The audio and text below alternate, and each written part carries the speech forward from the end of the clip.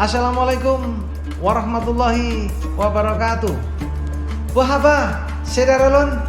Saya Dirlantas Polda Aceh, Kombes Pol Muji Edianto, mengajak kepada seluruh masyarakat Aceh yang melaksanakan perayaan Idul Fitri 1444 Hijriah tahun 2023, baik yang mudik bersilaturahmi dengan sanak saudara maupun yang akan berekreasi di semua tempat wisata, agar selalu berhati-hati dalam mengemudikan kendaraan bermotor. Pastikan kendaraan yang saudara gunakan dalam kondisi siap pakai. Kondisi saudara juga harus dalam keadaan sehat dan istirahat yang cukup.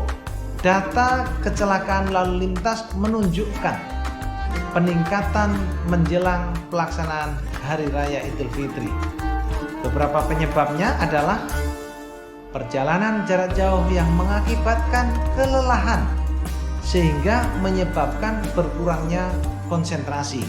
Oleh karena itu, upayakan setelah 4 jam mengemudi agar istirahat sebentar, minimal 30 menit untuk mengembalikan stamina dan supaya tidak ngantuk.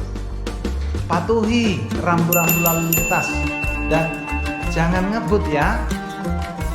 Bagi saudara yang menggunakan kendaraan roda 2, agar selalu menggunakan helm SNI dan jangan lupa dikancingkan talinya sampai bunyi klik.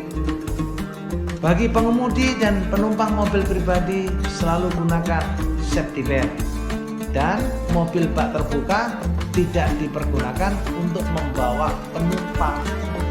Semoga saudara-saudara sekalian selalu diberikan kesehatan dan keselamatan sehingga bisa bertemu sanak saudara.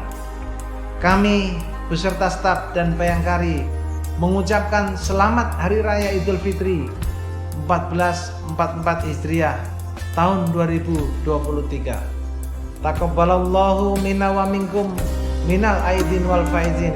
Mohon maaf lahir dan batin.